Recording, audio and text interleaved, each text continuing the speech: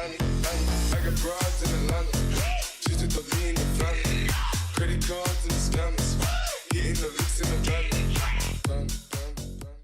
Well, Kevin, Luka Doncic is making a lot of dreams come true. He's the second youngest player in NBA history with a 40-point triple-double behind only LeBron James. And look at the names on the list. Again, LeBron, Magic, Zeke, the Big O.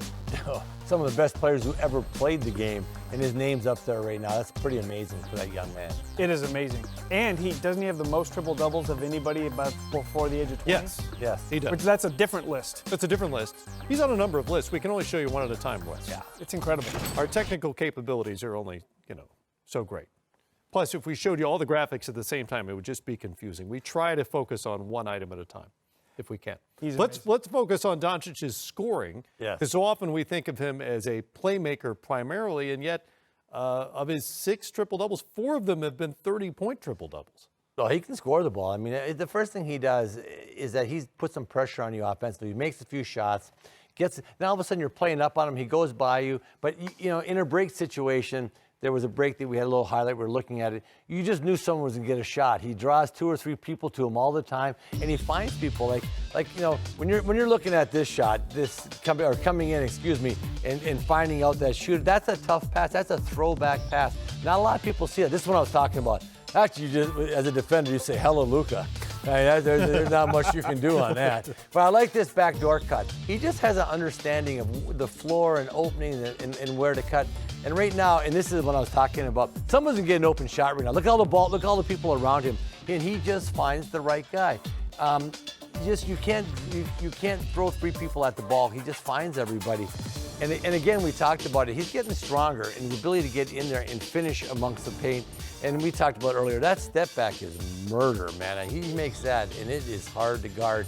So he starts off the game scoring and attacking, but every time he draws 2 or 3 and draws a crowd, he gets rid of it, and he gets rid of it on time, and he gets rid of it on target. He reminds me a lot of LeBron James. When LeBron first came in the league, he made all the right plays to his teammates, and you were like, wow, that guy sees the floor extremely well, and that's the same thing with Luka. Yep, no doubt.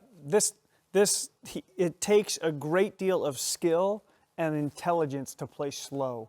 And Luka can play slow as anybody and be incredibly effective. And he does it on both ends now. He's really improved defensively. He's trying on that end of the floor. That's still not Dallas' strength. They're a great offensive team, but they're getting better there as well. You talk about playing slow. All you got to do in basketball is be quick in a 5-6 foot area, because you beat the guy, then you just body ride him. So, quickness is so much different than speed. Yep. He's got Larry Bird was the same thing. Larry would pump fake, and from here to the floor was phenomenally fast. So he'd get you on your toes, and he just would get an edge on you. He was strong enough to ride you. Chris Mullin, there's a million different guys that have played slow, but Luka's quick in his little areas, and that's all you need is just get that guy off you. It's not how fast you are, really. It's just kind of how quick you are, how clever. Magic Johnson was the same way. James Harden doesn't play fast at all. Yeah. No, exactly. James is another classic. They just get that little edge on you, then just body ride you. You never catch up. So I always tell people that, this is not a 100-yard sprint. This is not a 40-yard sprint. This is a game of small area quickness, and if you have it, you can be really effective.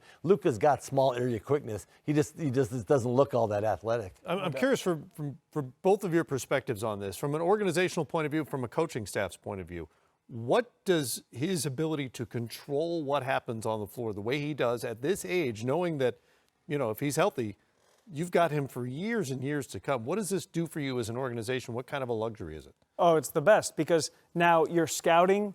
Everything you do, your team building is built around what fits around that focal point. And you're going to need shooting, you're going to need defense, and you really don't need a high-level playmaking point guard because he is so great in that space. It really makes everything in terms of team building and scouting easier when you have a player like this. It was a lot like when you looked at Chicago and they had Scotty and Michael.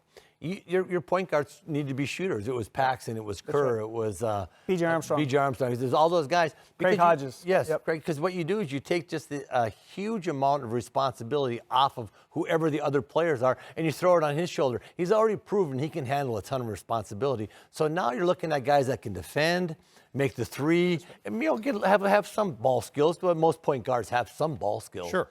but you don't need a lot. And so you just become different in what you need as far as team, as far as filling out your team. We talked about this a little bit earlier. I think when Porzingis starts hitting his stride, this team's got another level to it without any additions or anything else. Just Porzingis is next. He's not there yet. I watch him and I just think he's not totally comfortable yet. But boy, when he gets comfortable, he and Luka Doncic are going to be an interesting dynamic, and they can take this team. They're in a lot of trouble. You wouldn't want to play this team in the playoffs. I know that if they both start hitting on all cylinders.